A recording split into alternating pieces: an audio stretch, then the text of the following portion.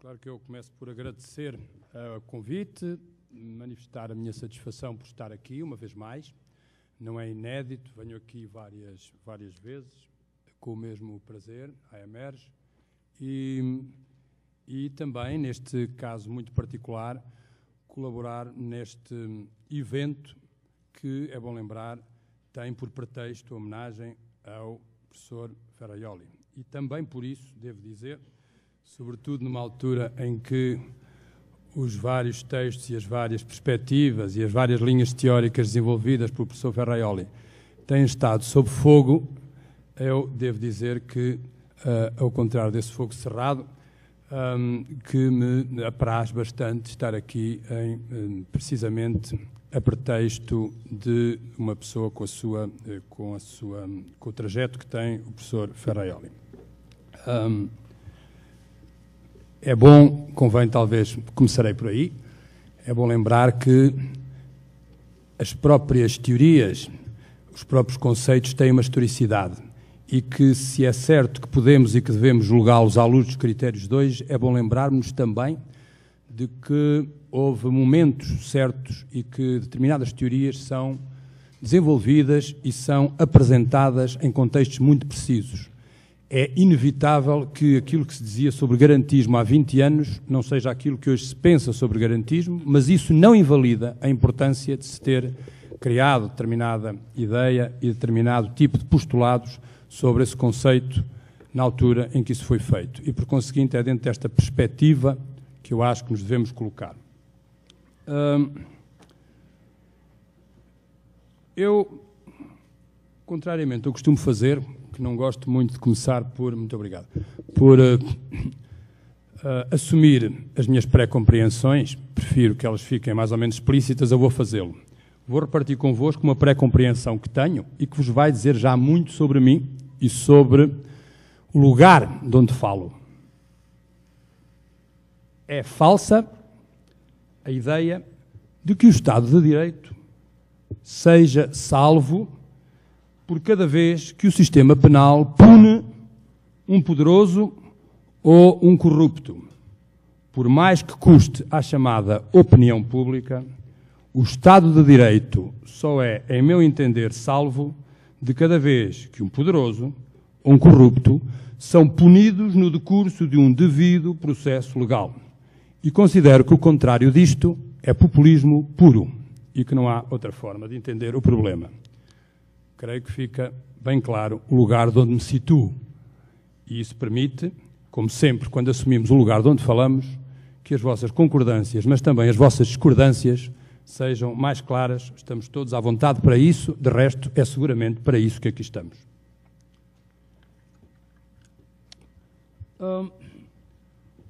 Uma pergunta que me parece importante ser feita é a seguinte. O processo penal é um microcosmos, o processo judicial é um microcosmos de quê? Bom, todos sabemos que o processo penal, é dito, é um microcosmo do Estado de Direito. Mas estaremos seguros de saber o que é hoje o Estado de Direito? Esta é a pergunta que me parece importante. Normalmente, rematamos com a definição da meta. O processo penal tem como meta a sua adequação ao Estado de Direito. Mas damos por adquirido, que todos sabemos o que é o Estado de Direito, que o Estado de Direito tem uma Constituição mais ou menos inamovível. E, no entanto, ele move-se. Desde logo move-se porque é inevitável, porque ele tem uma Constituição dual. Estado, Direito, que não são propriamente conceitos estanques, que se movem, e, por conseguinte, o Estado de Direito move-se também. Isto quer dizer, então, o seguinte, quer dizer que quando dizemos que o processo é o microcosmo do Estado de Direito, isto quer dizer duas coisas. Embora a doutrina e o senso comum doutrinário tenham por tendência a retenção de apenas uma dessas ilações. A primeira ilação é uma ilação de correspondência, ou seja, dizer que o processo é o microcosmo do Estado de Direito quer dizer que ele deve correspondência ao Estado de Direito. Que ele deve correspondência, que ele deve adequar-se, deve-lhe adequação. É uma questão de correspondência. Mas há uma segunda circunstância, que é não a dimensão da correspondência, mas é uma dimensão de contingência. É que então, por definição, tudo aquilo que afeta o Estado de Direito afeta sem remissão o processo. E este aspecto, que digamos que é partir do outro ponto de vista, é igualmente importante. E por conseguinte, quando nós tendemos a achar, bom, nesta parelha, neste binómio, há um elemento que é o elemento estanque, que é a meta-referencial, que é o Estado de Direito, e a outra parte do binómio é a parte em agitação permanente. Uma espécie de adolescência tardia, o processo, e o processo tende, batalhamos todos para que o processo se encaixe naquilo que um Estado de Direito que nós imaginamos quieto e estanque espera dele. Só que vamos supor, e de resto devemos mesmo admitir, que esse Estado de Direito não está quieto. Que ele se move durante essas fases da adolescência tardia do processo penal. Durante essa tensão que leva o processo penal a tentar corresponder ao Estado de Direito, quem nos garante que o Estado de Direito está quieto, imune, à espera do processo que lhe deveria corresponder? Não está. O Estado de Direito move-se.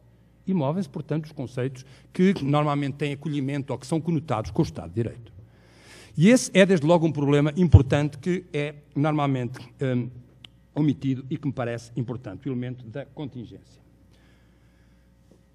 Se assim é, importa pensar o que é hoje concretamente, esse Estado de Direito, relativamente ao qual o processo, todo o sistema de garantias deveriam adequar. Muitos autores, inclusive o nosso homenageado, entre outros, Danilo Zolo, Pietro Costa, mas o próprio homenageado, Luigi Ferraggioli, têm falado de crise a respeito do Estado de Direito. Claro, o diagnóstico de crise em que cada um deles desemboca tem muito a ver com a ideia de Estado de Direito de cada um deles parte. Ferraggioli também acha que há uma crise do Estado de Direito. As caracterizações dessa crise são várias. Não trato aqui, não estou a dar nenhum curso, é uma intervenção mais pontual e não me vou poder demorar sobre o assunto, mas sempre direi que não podemos aqui debater a ideia de crise, debater o conceito de crise, mas podemos dizer o seguinte, que se há crise hoje no Estado de Direito, essa crise parece-me ser, sobretudo, a seguinte: uma crise que resulta da incorporação por parte do Estado de Direito de uma série de elementos que eu diria que lhe são principiologicamente alheios, que não têm o seu mesmo código genético, mas que asilam no Estado de Direito, que incubam no Estado de Direito e que vão cooptar o Estado de Direito para tarefas que são contrárias, muitas vezes, aos princípios do Estado de Direito. De onde haver crise no Estado de Direito hoje, essa crise resulta daquilo que, em termos um pouco biológicos, perdoem-me, aliás, não me perdoem, não tenho que pedir perdão por estar a aplicar conceitos mais biológicos, nem me acusarão de determinismo, mas aplicando uma terminologia mais biológica, eu diria que o Estado de Direito está em crise, se crise está por via da sua condição de hospedeiro. Ele é hospedeiro. E, como todas as funções de hospedagem, ele pode hospedar uma série de elementos.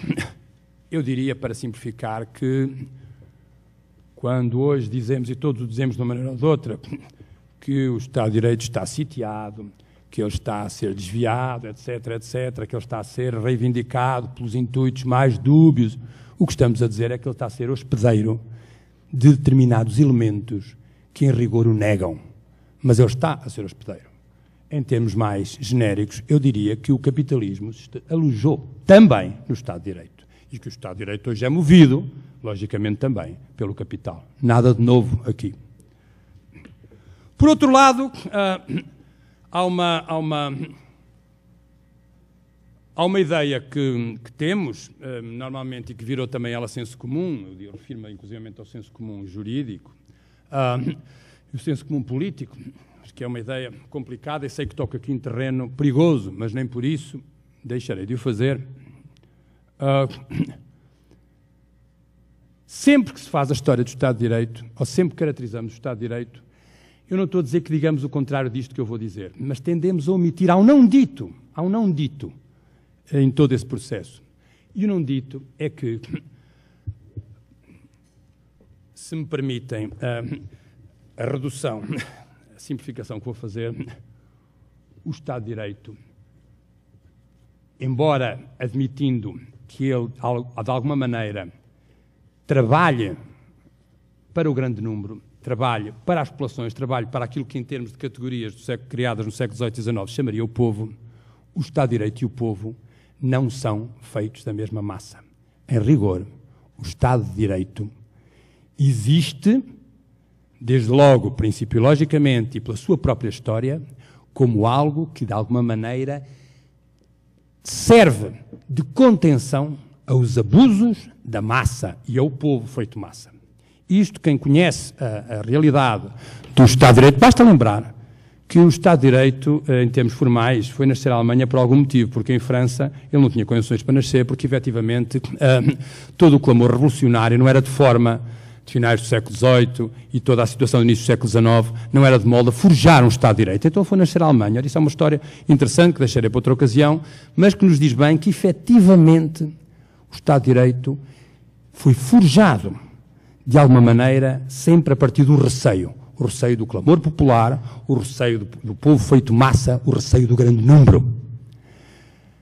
Não será curial dizê-lo, mas eu creio que temos aqui uma linha que importa refletir. E, por conseguinte, quando vemos hoje que determinado tipo de manifestações, determinado tipo de protesto, determinado tipo de posicionamento, de grande número, determinado tipo de posturas populares, que a população, quando se manifesta, para aplicar a terminologia mais de política brejeira, quando se manifesta, que põe em causa, consciente ou inconscientemente, eu diria que a maior parte das vezes inconscientemente, determinados princípios do Estado de Direito, isso em rigor, tem muitas razões explicáveis pela conjuntura atual, mas em rigor do ponto de vista de princípio, não deve espantar-nos. O Estado de Direito surgiu, de alguma maneira, para conter o fervor revolucionário, para conter os desmandos popular e para conter o ruído do grande número e o povo posto na rua. E isso, o Estado de Direito fez isso em vários momentos. Em vários momentos fez isso. Teve, para aplicar a expressão pocockiana, a expressão do historiador Pocock, o Estado de Direito teve vários momentos maquiavélicos, ou seja, aqueles momentos em que as hipóteses são muitas e é necessário decidir. E sempre que o Estado de Direito teve que decidir, ele decidiu desta forma. Decidiu que, de alguma maneira, o clamor popular era um perigo para si. Deste ponto de vista, à luz desta explicação de pendor histórico, o momento que estamos a viver é mais um dos momentos maquiavélicos do Estado de Direito. É um momento em que o Estado de Direito sente um clamor e uma pressão para atuar, mas sente que, principiologicamente, lhe está vedado participar de determinado tipo de solicitações que a rua lhe faz. E se isto, por um lado, é claro que é um momento maquiavélico, porque é um momento em que ele tem que optar, e as opções são duras, estas, nomeadamente, porque ele sente que, se aderir ao que o clamor popular pede dele, ele nega o seu código genético e nega aquilo que principiologicamente o define.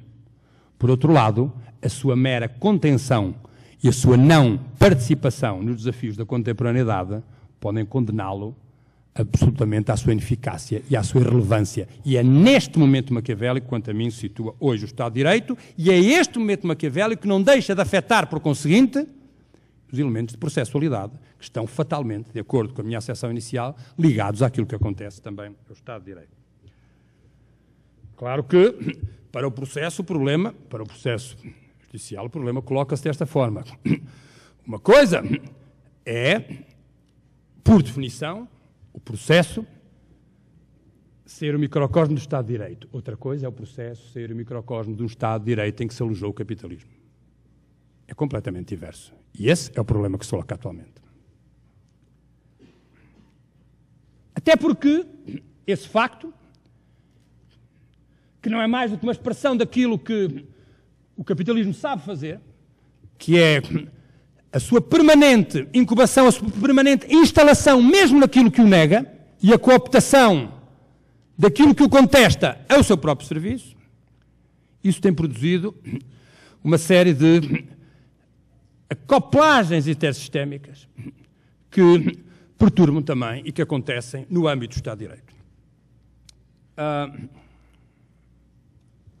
E que, de resto, são a única forma de nós entendermos o que se passa atualmente em termos dos recortes, em termos dos problemas que, nomeadamente no Brasil, mas não apenas no Brasil, se têm levantado, nomeadamente quanto ao que se refere à dinâmica e incontinente acoplagem entre sistema económico, sistema jurídico, sistema comunicacional, sistema social e sistema político.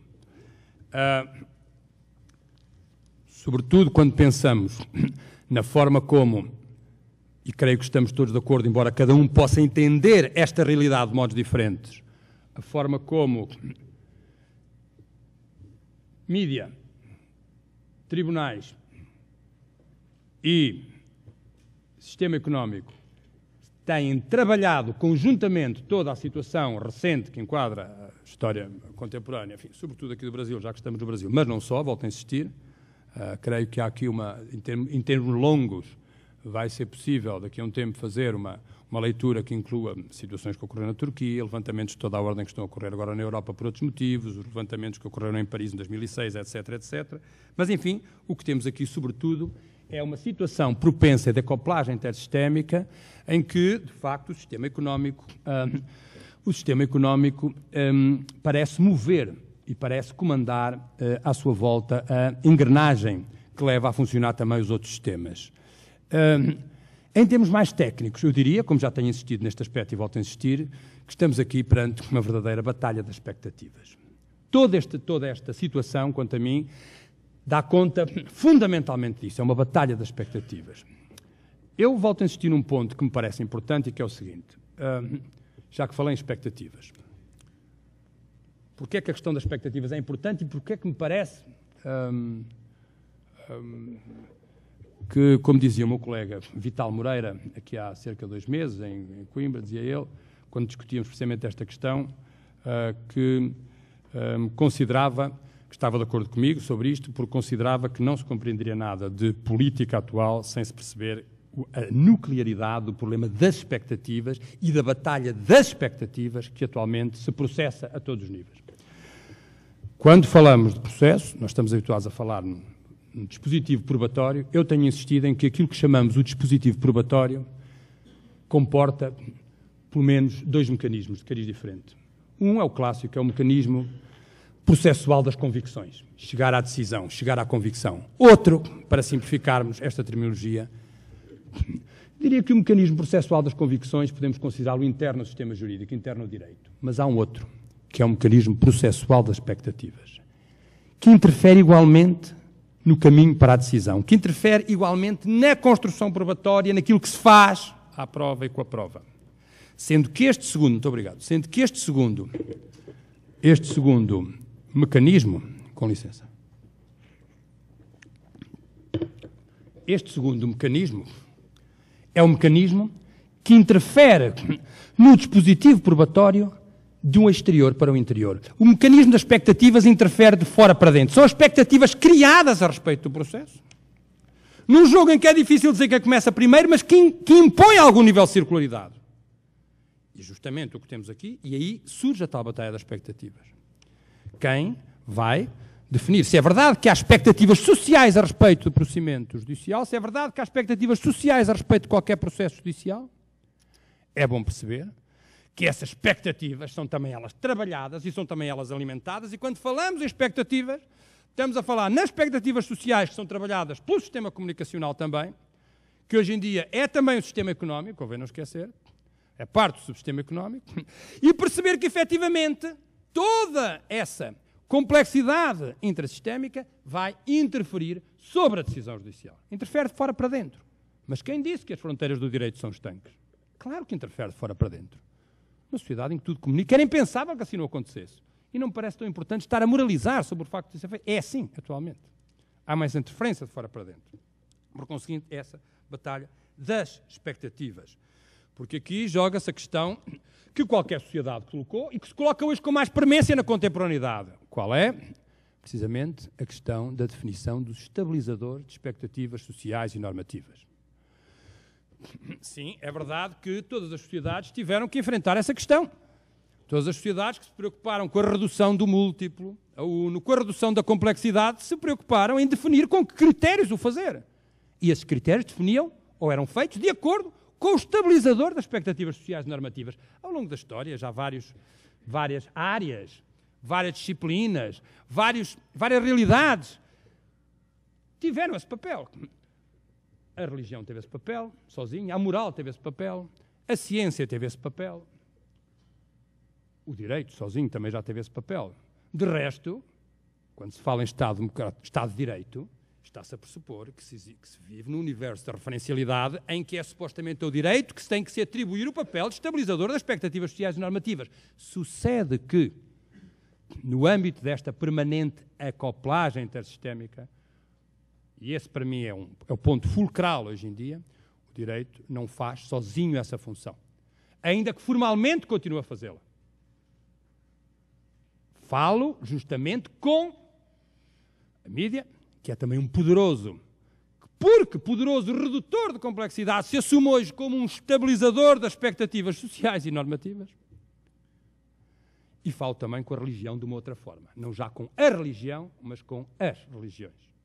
De forma que hoje nós teremos um quadro cuja particular novidade será a existência simultânea, numa cadência com uma força maior do que nos outros períodos históricos, dessa coexistência entre vários estabilizadores de expectativas sociais e normativas no terreno, e não apenas um só. Quando falamos em enfrentamento entre julgamentos por tribunais e julgamentos pela imprensa, é disto que estamos a falar. Estamos a falar de batalha das expectativas. Quem vai definir o lugar a partir do qual se estabelecem os critérios de estabilizar as expectativas sociais? Quem vai definir isso? É uma batalha pela capacidade das expectativas.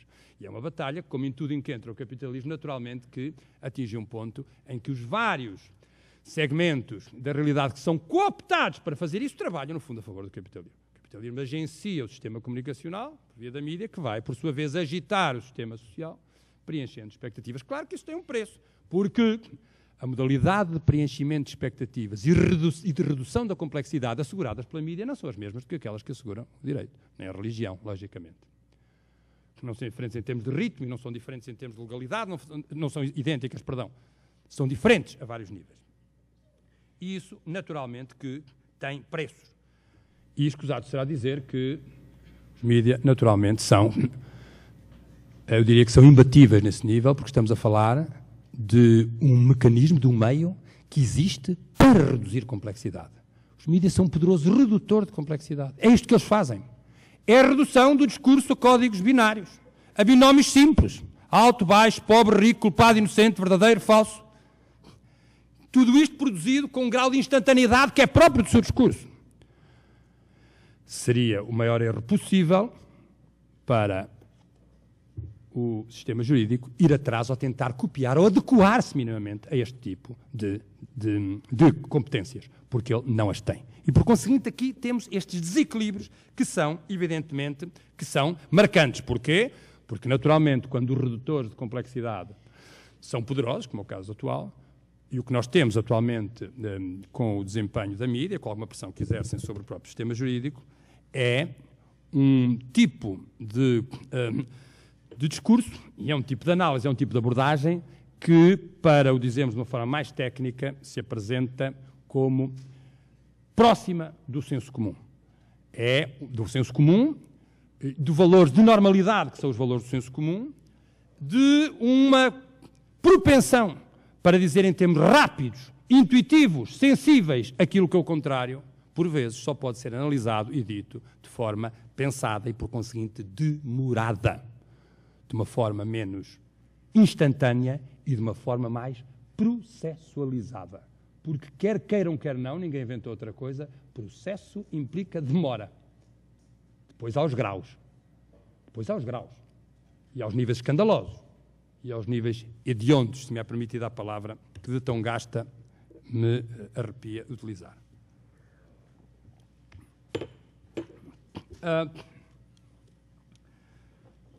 Ora, naturalmente que este caldo de mobilizações de vários sistemas, do sistema comunicacional, pelo sistema económico, por sua vez provocam o sistema social, e que já por si desiludido com o sistema jurídico, provocam caldos, provocam protestos, mas não admira que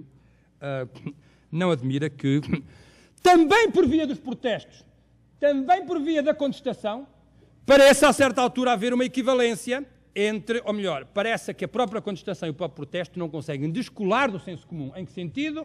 No sentido... Enfim, parece que este sentido era um sentido perigosíssimo, esta mesa avançava no sentido perigosíssimo, em direção ou ao vazio ou à desgraça. Enfim, não sei. Mas, enfim... E justamente no sentido seguinte, no sentido que a própria contestação, ela tem uma forte adequação a valores do senso comum. Os códigos binários, os fetiches das oposições fáceis, os culpados e os inocentes, o verdadeiro e o falso, e uma que nos últimos tempos, me confesso que me preocupa mais, os virtuosos e os corruptos. Eu devo dizer, sem estar aqui a querer aborrecer os presentes com grandes questões, grandes pudores históricos, que a parelha virtude-corrupção tem uma... A parelha virtude-corrupção é tudo menos inocente. E a parelha virtude-corrupção é uma parelha que é absolutamente clássica, do ponto de vista... vem desde os clássicos, desde a antiguidade. Os romanos trabalharam muito com a questão da virtude, com a virtus, de alguma maneira, o próprio pensamento republicano tem, sobretudo depois dos trabalhos de Maquiavel, tem na parelha virtude-corrupção um dos seus ícones, um dos seus topoi, mas é bom lembrar, de forma forçosamente telegráfica, que a oposição entre virtuosos e corruptos, gradualmente, e o Pocock explica isso muito bem, à medida que foi acompanhando o próprio trajeto do republicanismo cívico, Atlântico acima e Atlântico e lateralmente, quer em direção ao pensamento republicano inglês e escocês, quer depois no republicanismo tal como ele se apresenta depois na América. O que nós verificamos é que virtude e corrupção apoiam-se sim, mas gradualmente dentro da mesma matriz. Os virtuosos e os corruptos são, por um lado, os corruptos são os corruptos do sistema, os que corrompem o sistema. Os corrompem o sistema económico, corrompem o capitalismo. E os virtuosos são aqueles que o exercem bem. Ou seja, a virtude não está de fora do sistema. A virtude e a corrupção são uma oposição intrasistémica dentro do próprio sistema. Isto é o que nos diz, gradualmente, podemos depois, numa outra altura, analisar isso, mas é o que nos diz todo o historial da parelha virtude-corrupção. E, naturalmente, que o desconhecimento deste aspecto e da complexidade da parelha é que promove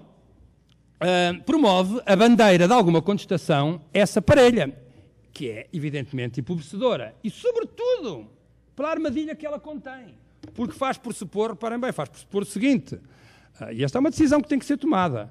A eleição, eu sei que dizê-lo aqui no Brasil pode não parecer tão cómodo como dizê-lo noutro local, mas acho que é importante pensar nisto. Afinal, a eleição da corrupção como alvo, quer do combate, quer enquanto combate à corrupção, quer da contestação e da eleição da corrupção como expressão de um sistema que não funcionaria, afinal, corresponde e traduz um verdadeiro questionar do sistema, o sistema que provoca tudo aquilo que eu tenho dito até agora, ou afinal é um movimento em defesa do sistema? Porque se tratar, como diz o Anselmo Yappe, e eu aqui estou de acordo com ele, se tratar de limpar o terreno expurgando dele alguns corruptos, o sistema, o capitalismo agradece, logicamente que agradece. Afinal, todo movimento contra a corrupção, quando é levado nesse sentido, é um movimento em defesa do sistema. Porque não se põe em causa o sistema. Parte do princípio, como diz o Yappe, tem razão, bom, afinal não fossem alguns malandros e o sistema funcionaria bem. O sistema funcionaria bem. E isto redunda numa ausência de capacidade crítica ao sistema. E, eventualmente, em algum desnorte dos próprios contestatários.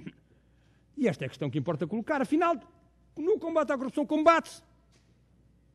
Tem-se em conta que, verdadeiramente, há um sistema que dá amostras a todos os níveis de apresentar falhas e de se mostrar pernicioso, nomeadamente o funcionamento da justiça, nomeadamente o funcionamento do processo, etc., etc., nomeadamente para o próprio lugar do Estado de Direito, ou, afinal, o que se está a fazer? Esta é a questão que me parece importante colocar em permanência. E, claro, que se liga a uma outra. A resposta a esta questão está dependente do que cada um acha sobre o que é corrupção. A corrupção é relativamente ao sistema em que ela se situa, que é o sistema capitalista, ela é fisiológica ou é patológica? A corrupção é uma patologia? Os corruptos exprimem patologias ou afinal ela é fisiológica? Logicamente que não é o mesmo. E que o tipo de tratamento que se tem que dar a um problema fisiológico, a um problema patológico, não é igual. Este aspecto parece-me um aspecto evidentemente importante. E, se me permitem, tal como tenho resumido agora no meu... Citaria aqui 3 pontos quanto a isto, que de alguma maneira têm, de forma mais agarrada estas questões. Eu diria o seguinte: a meu ver, tal como o combate à corrupção, também o protesto contra a corrupção é filho do capitalismo. A corrupção é fisiologicamente produzida pelo capital. É-lhe consubstancial. Eu peço imensa desculpa, ao nosso presidente da mesa, o Sr. Diego Malan, todos presentes, pelo exemplo chão que eu vou dar, pelo exemplo talvez um pouco demasiado informal, sobretudo para um português, mas vou dá-lo na mesma. Quando, por vezes, a sensação que tenho, quando o objetivo de qualquer luta e quando se atira para a corrupção todo o problema da atualidade, se não fossem os corruptos, estaríamos bem, faz-me lembrar, dizer, mas como é que é possível o sistema ter corruptos? Faz-me lembrar, é como se alguém tivesse uma casa de meninas e não quisesse que existissem nódoas nos sofás. Não quisesse que existissem manchas nas cadeiras. Há determinados aspectos que são preço a pagar por. Esse é o mesmo problema. É expectável que um sistema deste, que uma economia capitalista deste ano não tenha corruptos. Vamos resolvê-los, mas vamos perceber, efetivamente, que eles são também fisiológicos. E, por conseguinte, é bom pensar mais fundo, e pensar mais fundo é questionar verdadeiramente o sistema também. Prossigo.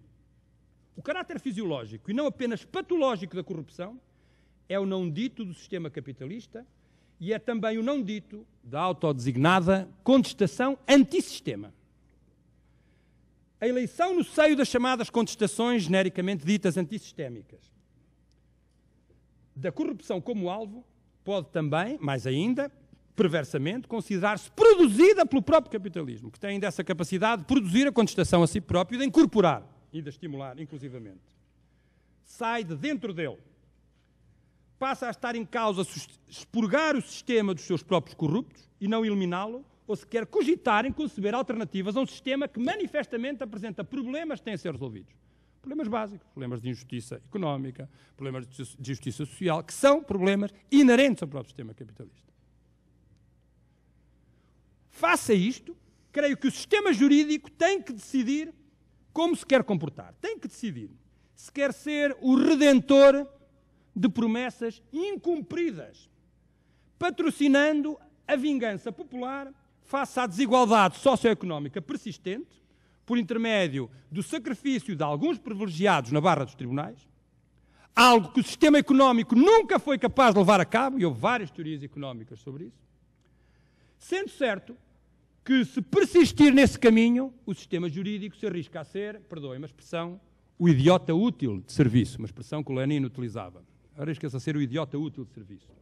Por sua vez, os protestos, absolutamente legítimos e de alguma maneira saudáveis em sociedades do arco do contraditório, os protestos têm que decidir se querem ser os faxineiros de serviço de um sistema que se arrisca a ser o primeiro beneficiário com uma purga no seu interior, na certeza do seu robustecimento e do desvio das atenções das suas fragilidades e desmandos para uma responsabilização personalizada de alguns dos seus arautos.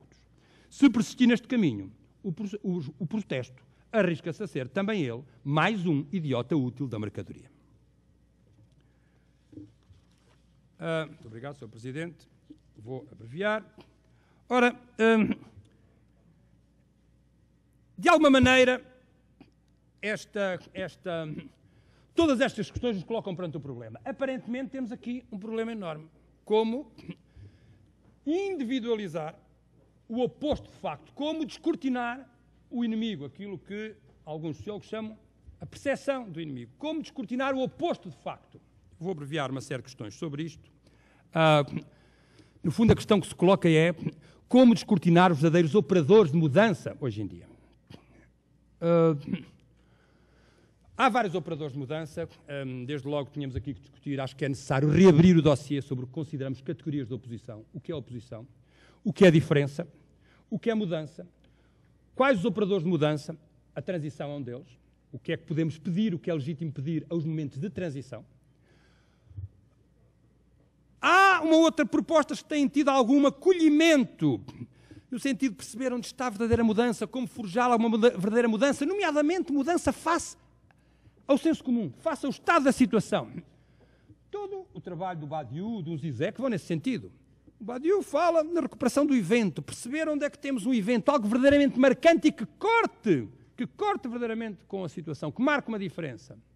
O Zizek, que decidiu recuperar o ato de inspiração lacaniana, o ato do Jacques Lacan, vem dizer de uma outra forma, mas vem-se conluiar com ele também a busca, enfim, no caso do Zizek, como outra nuance, como, citando um título do livro dele, In Defense of Lost Causes, mostrando que é possível ainda recuperar e ressuscitar, e o termo não é inocente, ressuscitar alguns futuros incumpridos, prometidos no antigamente. Mas, enfim, o que é que temos aqui? Temos aqui, sobretudo, a busca de situações de ruptura. Dizem eles que o que é fundamental é perceber quais são os mecanismos, os conceitos verdadeiramente de ruptura, verdadeiramente revolucionários hoje em dia. Que no âmbito de sistemas por pensamento democráticos, ou como lhe chama o Badiou de forma irónica, capital a parlamentares, como é que seria possível construir essa opção? Como quebrar os consensos em que as próprias democracias forjam? Como estimar uma ruptura com os próprios sensos comuns? Eu sugiro que a única verdadeira possibilidade não é a recuperação do evento à maneira do Badiou, não é o ato lacaniano tal como recuperado pelo Slavoj Žižek, mas é justamente o investimento no potencial de ruptura que contém a categoria processo, que contém a processualidade. E digo desta forma.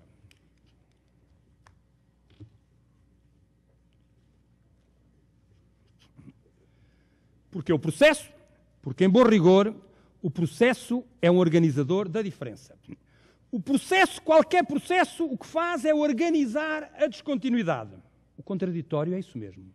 É uma tentativa de organizar fluxos descontínuos, saltando para lá das categorizações simples de oposição e negação. O processo decide, o que já não é pouco.